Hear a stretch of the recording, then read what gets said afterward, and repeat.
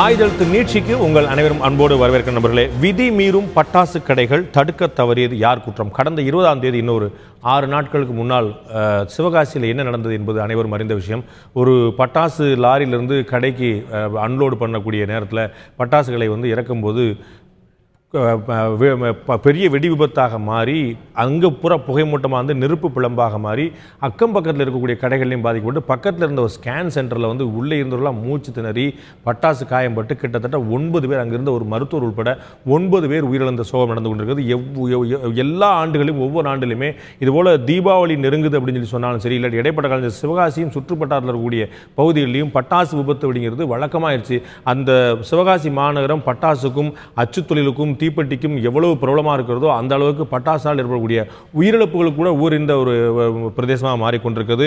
தொடர்ந்து இந்த மாதிரி இழப்புகள் ஏற்பட்டு கொண்டே இருக்க சென்னை உயர்நீதிமன்றத்துடைய மதுரை கிளையில் இருக்கக்கூடிய நீதியரசர்கள் இதை மோட்டவாக இந்த வழக்கை எடுத்து இந்த வழக்கை தானே முன்வந்து விசாரித்து இது இதற்கான தீர்வு என்ன அப்படிங்கிற பற்றி கடுமையான ஒரு விஷயத்தை சாட்டையை கையில் சொல்லிட்டு துவங்கியிருக்கிறாங்க. இதில் காஞ்சி சிவகாசி விருதுநகர் மாவட்டத்துடைய கண்காணிப்பாளர் திரு ராஜராஜன் அழைக்கப்பட்டிருக்காரு. திருச்சி மாவட்டத்துடைய மாவட்ட ஆட்சியர் அழைக்கப்பட்டிருக்காரு. அதோடைய கமிஷனர் அழைக்கப்பட்டிருக்காரு. இப்படி பல மாவட்டங்கள் கரூரில் கண்டனத்துக்குள்ளாக இருக்கிறாங்க. பல மாவட்டங்களில் இருக்கக்கூடிய அதிகாரிகளுக்கு நீதிமன்றம் நேரில் அழைப்பானை அனுப்பியிருக்கிறது. அவர்களை வர சொல்லி இருக்கிறாங்க. அவங்களுக்கு கண்டனம் தெரிவிச்சிருக்காங்க. இது மாதிரி ஒரு 50 மீட்டர் சுற்று வட்டாரத்தில் பொதுமக்கள் கூடும் இடங்கள் இருக்கக்கூடாதுன்னு சொன்ன அப்புறம் கூட நீங்கள் எப்படி பட்டாசு கடைகள்லாம் வைக்கிறதுக்கு அனுமதி அளிக்கிறீங்கன்னு கேட்குறாங்க. இது மாதிரி விபத்துகள் தவிர்க்கிறதுக்கான வழி என்னன்னு சொல்லியிருக்காங்க. நீங்கள் உரிமத்துடன் ரத்து செய்ய எச்சரிக்கை சொல்லியிருக்காங்க. இந்த 9 பேர் குடும்பத்துக்கும் இடைக்கால நிவாரணமாக முழு நிவாரணமாக இடைக்கால நிவாரணமாக தலா 3 லட்சம் ரூபாய் கொடுத்து வச்சிருக்காங்க. இதைப்பற்றி தான் நம்ம இந்த விவாதத்தில் ஆயுதத்தை நீட்சி விவாதம் பண்ண போகிறோம். விதிமீறும் பட்டாசு கடைகள் தடுக்க தவறியது யார் குற்றம் என்ற தலைப்பில் நிகழ்ச்சி இந்த போய் நம்முடைய திரு ஷேக் அப்துல்லா அவர்கள் சென்னையுடைய பட்டாசு விற்பனை சங்கத்துடைய திரு செயல் தலைவராக கூடிய திரு ஷேக் அப்துல்லா நம்முடைய உங்கள் நிகழ்ச்சிக்கு வரவேற்கிறேன். அதே போல திரு வழக்கறிஞர் திரு ஆனந்த முருகன் நம்முடைய இணைகிறார். அவர் இந்த நிகழ்ச்சிக்கு வரவேற்கிற மதுரையிலிருந்து இணைகிறார். நான் முதல்ல திரு ஆனந்த முருகன் ஆரம்பிக்கலான்னு பார்க்குறேன். உயர்நீதிமன்றத்துடைய கண்டனம் எந்த அளவுக்கு சரியான திசையில் இந்த பிரச்சனை இட்டு சொல்லணும்னு நீங்கள் நினைக்கிறீங்க? காவல்துறையா, வெடிபொருள் கட்டுப்பாட்டுத்துறையா, யார் இது குற்றம் இல்லாட்டி பட்டாசு விற்பனையாளர்களா, யார் இந்த குற்றத்துக்கு காரணம் அப்படிங்கிறது தெரியாமல் ஒரு ஒரு சரியான திசைக்கு இதை இட்டு சொல்லணும்னு நினைக்கிறீங்களா? இல்லை ஒரு கண்டனத்தோட முடிஞ்சு போயிடும், திரும்பி அடுத்த தீபாவளி அடுத்த பிரச்சனை நினைக்கிறீங்களா? இல்லை, இப்போ உயர்நீதிமன்றம் தானாகவே இந்த வழக்கை கையில் எடுத்துருக்கிறதுனால இதுக்கு ஒரு முழுமையான ஒரு தீர்வுக்கு கொண்டுக்கிட்டு வந்துடுவாங்கிறது முழு நம்பிக்கை இருக்குது. ஏன்னா இது வருஷம் நடக்கிற விபத்து தான். இந்த முறை தான் நீதிமன்றம் தானாகவே முன் வந்து அந்த வழக்கை கையில் எடுக்கிறாங்க. எடுத்து எல்லாத்துக்கும் நோட்டீஸ் போட்டு அந்த சிவகாசியை பொறுத்த வரைக்கும் அந்த விருதுநகர் மாவட்ட அவங்க நிர்வாகத்தை மட்டும் கேட்கல, அனைத்து மாவட்டத்துக்கு இந்த தமிழகம் முழுவதும் இருக்கிற அனைத்து மாவட்டத்தை சேர்ந்த கலெக்டர் மற்றும் கமிஷனர் ஆஃப் போலீஸு இதுக்கு லைசன்ஸ் கொடுக்கக்கூடிய அத்தாரிட்டிஸ் எல்லாருமே ரெஸ்பாண்ட் பண்ண சொல்லியிருக்கிறாங்க. இதில் இந்த தீபாவளி முடிஞ்ச உடனே அரசு தன்னோட முழுமையான அறிக்கையை தாக்கல் செய்ய சொல்லி உத்தரவு போட்டுக்கிறாங்க. அடுத்த 28ஆம் தேதி விசாரணை வருவதாக இருக்குது.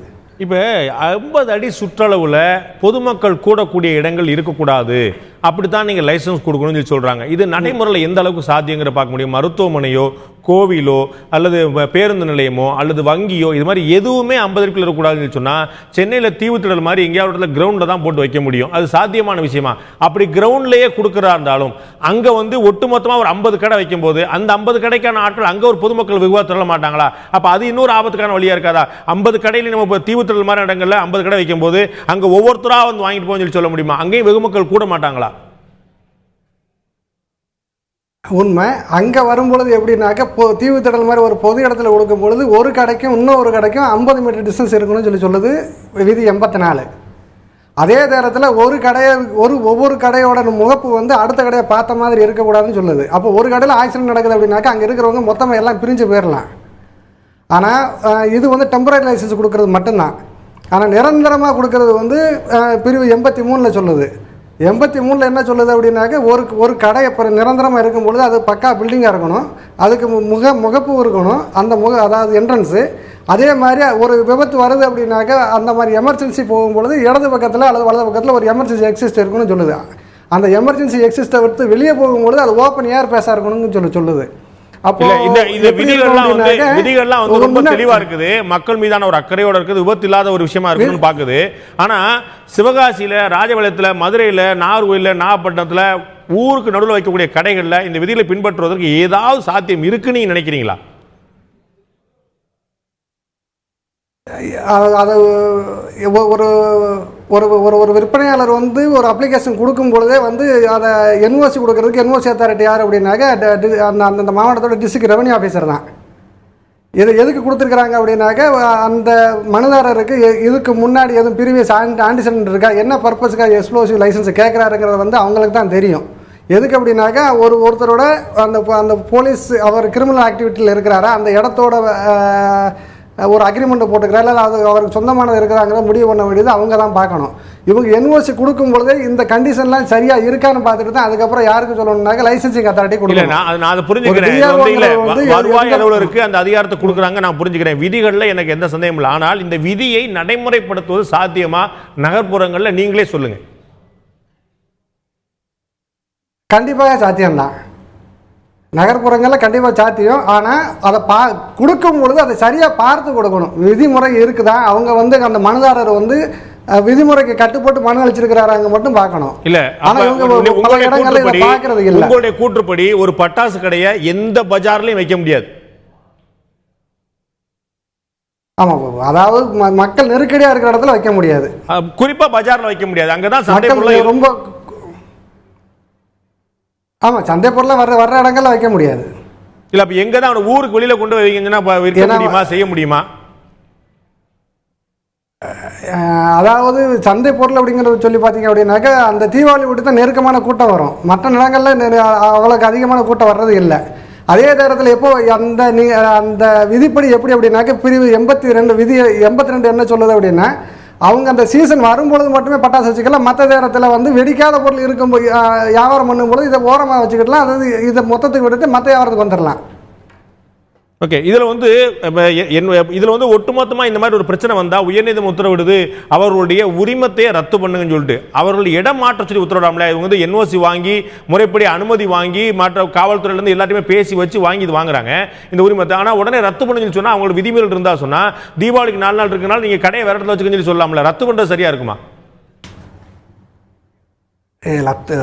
ஒரு லைசன்ஸ் கொடுத்தாச்சு அப்படின்னாக்கா அதை ரத்து பண்ணுறதுக்கு விதியில் நிறையா சொல்லியிருக்கிறாங்க. அவங்களுக்கு நோட்டீஸ், ஷோகாஸ் நோட்டீஸ் கொடுத்து ஏன் உன்னோட உத்தரவை உனக்கு கொடுக்கப்பட்ட அந்த அனுமதியை வந்து ரத்து செய்யக்கூடாது, அதுக்கப்புறம் அவங்ககிட்ட ஒரு எழுத்துப்பூர்வமான ஒரு அறிக்கையை வாங்கிக்கிட்டு தான் அதுக்கப்புறம் இவங்க அந்த ரத்து பண்ணுறதுக்கான நடவடிக்கை திரும்ப இறங்க முடியும்.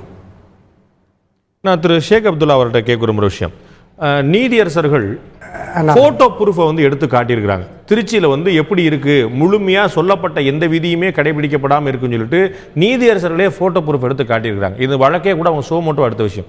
அப்போ இந்த மாதிரி விதிமீறல்கள் அப்பட்டமாக நடக்குன்னு சொல்லி சொல்லும்போது வர்த்தகத்துக்காக சீசனுக்காக மக்களுடைய உயிரோடு நம்ம விளையாட முடியுமா? நீ கேட்குற கேள்வி கரெக்ட். ஆக்சுவலாக இந்த லைசன்ஸை பற்றி முதல்ல நான் ஒரு தெளிவுபடுத்த விரும்புகிறேன் ப்ளீஸ். அதாவது department of explosive central government அவங்க கொடுக்குற லைசன்ஸ் வந்து ஹெவி லைசன்ஸ் 1500 kg கொடுக்குறாங்க. அந்த லைசன்ஸினுடைய விதிமுறைகளை பார்த்தீங்கன்னா ஒரு கடைக்கும் இன்னொரு கடைக்கும் 15 மீட்டர் இடைவெளி இருக்கணும். அவங்க தான் வந்து சேஃப்டி ஜோனுன்னு சொல்லிட்டு 50 மீட்டர் சேஃப்டி ஜோன்னு சொல்லிட்டு அவங்க தான் வந்து அதை ப்ரொடெக்டட் ஏரியான்னு சொல்லிட்டு ஹாஸ்பிட்டல் பக்கத்தில் இருக்கக்கூடாது, ரோடு மெயின் ரோட்லேருந்து 60 மீட்டர் 50 மீட்டர்ஸ் உள்ள தள்ளி இருக்கணும், ஸ்கூல்ஸ் இருக்கக்கூடாதுன்னு சொல்லி அந்த டேர்ம்ஸ் அண்ட் கண்டிஷன்லாம் டிபார்ட்மெண்ட் ஆஃப் எக்ஸ்ப்ளோசிவ் 1500 kg வெடிபொருட்கள் கட்டுப்பாட்டு துறை அந்த லைசன்ஸுக்கும் இப்போ நம்ம தமிழ்நாடு கவர்மெண்ட் கொடுக்குற லைசன்ஸுக்கும் வித்தியாசம் இருக்குது. இது வந்து டெம்பரவரி ஷெட்டுன்னு ஒன்று இருக்குது. இந்த தீவுத்திடலில் நாங்கள் வச்சிருக்கிறது டெம்பரவரி ஷெட்டு. இது வந்து ஒரு கடைக்கும் இன்னொரு கடைக்கும் 3 மீட்டர் இடைவெளி இருந்தால் போதும். 200 ஸ்கொயர் ஃபீட் தான் இருக்கணும், தகர சீட்டில் தான் இருக்கணுன்ற ஒரு ரூல்ஸ் அண்ட் ரெகுலேஷன் இருக்குது. இது இல்லாமல் இப்போ நடுவில் நீங்கள் சொன்ன மாதிரி ஊருக்குள்ளே வைக்கிறாங்க பார்த்தீங்களா, அது வந்து அதுவும் டெம்பரவரி லைசன்ஸ் தான், மாவட்ட ஆட்சியர் கொடுக்குற ஒரு லைசன்ஸு.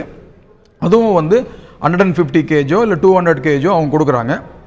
ஃபுல் பிரிக் வாலில் இருக்கணும், ஆர்சி ரூஃப் இருக்கணும், உடன் டோர் இருக்கணும். அந்த மாதிரி ரூல்ஸ் அண்ட் இந்த மாதிரி 3 விதமாக இருக்குது.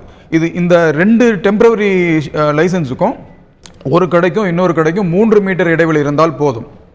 அதுக்கு வந்து ப்ரொடெக்டட் ஏரியா 50 மீட்டர்ஸ்லாம் அவங்க சொல்லலை, 3 மீட்டர் இடைவெளி இருந்தால் போதும், அவ்வளோதான். நீதிமன்றம் வந்து இந்த நிரந்தர உரிமத்துக்கும் தற்காலிக உரிமத்துக்கும் இடையில குழப்பிருச்சு நீங்க நினைக்கிறீங்களா?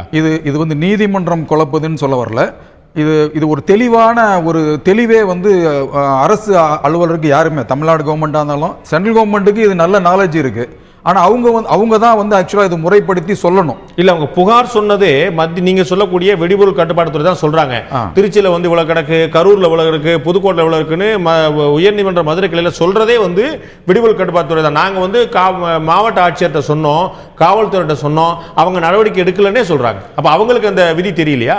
இல்ல ஆக்சுவலா வந்து ஒரு பெர்மனன்ட் லைசன்ஸ், அதாவது டிபார்ட்மெண்ட் எக்ஸ்ப்ளோசிவ் ஒரு லைசன்ஸ் கொடுத்துட்டாங்கன்னா அதுல இருந்து 50 மீட்டர்ஸுக்கு தள்ளி தான் நம்ம மாவட்ட ஆட்சியர் லைசன்ஸோ இல்ல போலீஸ் கமிஷனர் லைசன்ஸோ கொடுக்க முடியும். அவங்கெல்லாம் அதை கம்ப்ளீட்டா தரவா செக் பண்ணி தான் இன்னைக்கு வரைக்கும் கொடுத்துட்டு இருக்காங்க.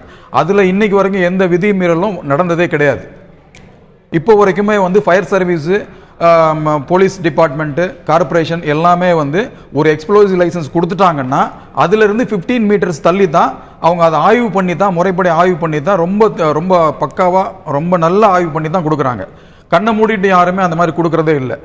அதே டிபார்ட்மெண்ட்டை சேர்ந்தவர் கோர்ட்ல வந்து எப்படி எந்த முறையில் அவர் சொன்னார்ன்றது அது ஒன்றும் புரியல எங்களுக்கு. இல்ல அவங்க வந்து இன்னொரு முக்கியமான விஷயம் சொல்றாங்க. இல்ல மத்திய மாநில அரசுகள் வந்து மாறி மாறி குற்றம் சாட்டிட்டு போறாங்கன்னு சொல்லி சொல்றாங்க. மத்திய அரசுடைய கட்டுப்பாட்டுத்துறை தான் வந்து மாவட்ட நிர்வாகம் செய்யலன்னு சொல்லி சொல்றாங்க. அவங்களுக்குள்ள ஈகோ கிளாஷ் இருக்குதா, இல்லாட்டி அலட்சிய போக்கு இருக்குதா, எங்க மிளகா நினைக்கிறீங்க, இல்லாட்டி நீங்க வந்து அவங்களை சரி கட்டுறீங்க அப்படிங்கிற மாதிரி ஒரு போக்கு சொல்ல போறது வந்து அவங்க வந்து நம்ம இந்த மாதிரி பிரச்சனை இருக்குது 50 மீட்டர் சொல்றாங்க, பரவாயில்ல சார் 30 மீட்டர் வச்சுக்கோங்க, கோயில் அந்த பக்கம் தானே சார் இருக்கு, கடை இந்த பக்கம் தான் திரும்பி இருக்கு, அப்போ ஒன்றும் பிரச்சனை இல்லை, அந்த மாதிரி ஒவ்வொரு சின்ன சின்ன ஒரு தகவல்களை வந்து ஒரு மாற்றங்களை பண்ணி கொண்டு வந்துறாங்கன்னு சொல்றாங்க. இல்ல இதுல வந்து ஒரு புரிதல் வந்து முதல்ல இல்ல. இவங்க வந்து எக்ஸ்ப்ளோசிவ்னுடைய அந்த லா புக் எடுத்துக்கிறாங்க. 1884 அந்த லா புக் இருக்கு. எக்ஸ்ப்ளோசிவ் டிபார்ட்மெண்ட் அவங்க என்ன சொல்லியிருக்காங்கன்னா தெளிவா இருக்கு.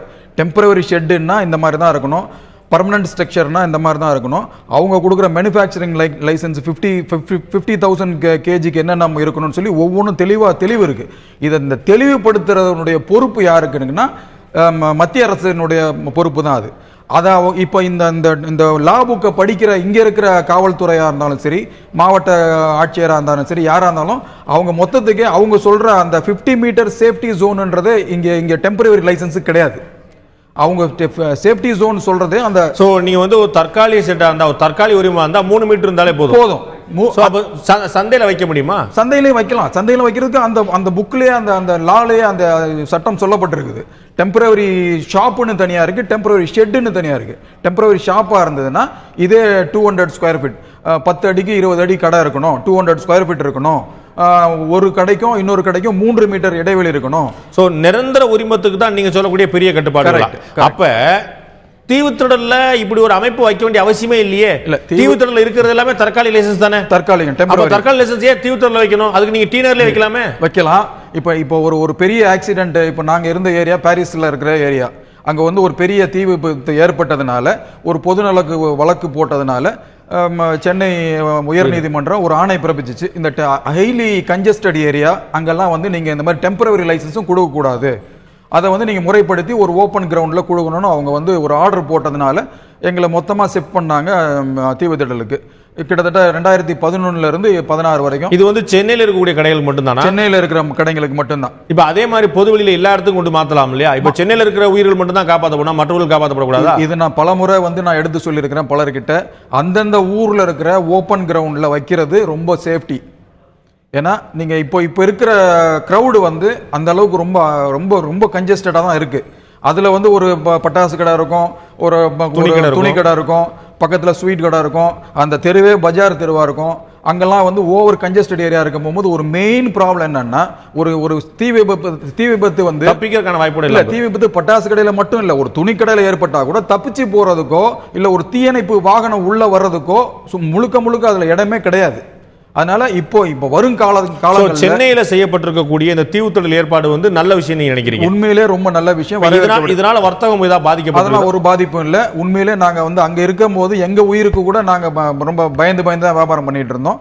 இப்போ எங்களுக்கு தீவுத்திடல்ல வந்து ஒரு முறைப்படுத்தி கொடுத்ததுக்கு அப்புறம் யாருக்குமே இன்னைக்கு வரைக்கும் இந்த 6 வருஷத்துல ஒரு விபத்து கூட வந்ததே கிடையாது. அப்ப இதே போல தமிழ்நாட்டினுடைய பிற பகுதிகளில் பெருநகரங்களை, குறிப்பா அட்லீஸ்ட் பெருநகரங்களையாவது கோயம்புத்தூரோ திருச்சியோ மதுரையோ திருநெல்வேலியோ இது மாதிரி பெருநகரங்களையாவது நீங்க வந்து பொது வெளியில வச்சாங்கன்னா இன்னும் பெட்டரா இருக்கும். அந்த வியாபாரிகளுக்கும் அது வந்து ரொம்ப நல்லது.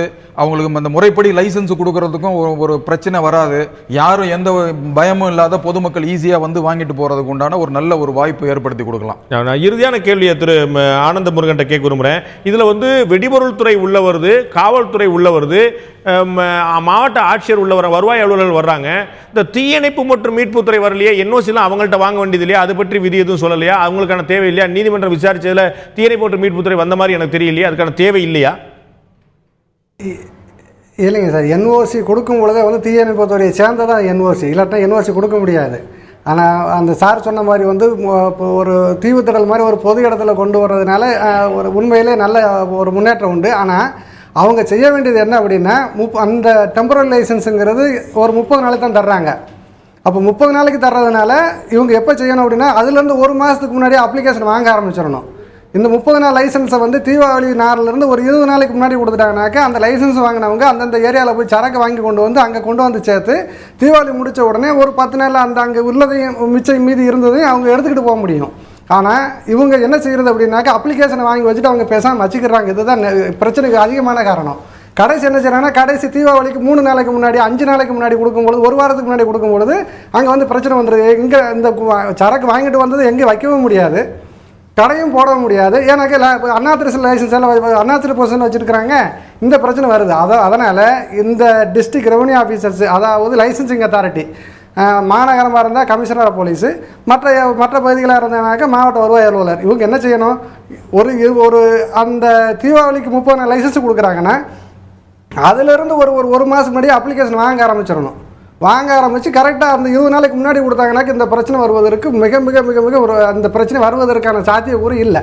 நன்றி. ஆனால் அதை அவங்க கடைப்பிடிக்கிறது இல்லை, அப்படியே அப்ளிகேஷன் வந்தாலும் கூட வாங்கி வச்சுக்கிறாங்க தான் நிலைமை. நன்றி ஆனந்த முருகன். முக்கியமான விஷயம் இதிலிருந்து பாதிக்கப்படுது மக்களுடைய உயிர் சம்பந்தப்பட்ட விஷயம்.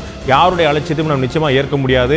அரசு துறைகள் மாறி மாறி மாநில மத்திய என்று குற்றச்சாட்டு கொள்வதை நம்ம வந்து பார்க்க முடிகிறது. அப்படி குற்றச்சாட்டு இல்லாமல் இங்கே ஒரு புதிய ஒரு திட்டம் முன்வைக்கப்பட்டது. இது சென்னையில் தீவுத்திடல் வைக்கப்பட்டிருப்பது போல மாநகரங்களில் பெருநகரங்களில் இருக்கக்கூடிய இடங்களில் பொது இடங்களில் இது மாதிரியான ஒரு திறந்த வழியில் இது மாதிரியான ஒரு அமைப்புகள் வைக்கும்போது, தற்கொலை அமைப்புகள் வைக்கும்போது அங்கே விபத்துகளுக்கான வாய்ப்புகள் குறைவு. ஒருவேளை இப்படி நடந்தாலும் கூட உயிர் சேதங்கள் ஏற்படுவதற்கான வாய்ப்பு மிக குறைவு. ஒரு பாதுகாப்பான அம்சமாக கடந்த 6 ஆண்டு காலமாக சென்னை தீவுத்திடலில் ஒரு திட்டம் வந்து செயல்படுத்தப்படும் போது அதை ஏன் மாநிலம் முழுக்க வந்து விஸ்தரிக்கக்கூடாது அப்படிங்கிற ஒரு முக்கியமான பார்வை வைக்கப்படுகிறது. நீதிமன்றம் என்ன உத்தரவு பிறக்க போகிறோங்கிற பொறுத்து வந்து பார்ப்போம். இந்த நிகழ்ச்சியில் கலந்து கொண்ட கருத்து விருந்தங்கள் 2 நன்றி. பார்த்த உங்களுக்கும் நன்றி. மீண்டும் இன்னொரு நிகழ்ச்சியில் சந்திப்போம். அதுவரை நன்றி, வணக்கம்.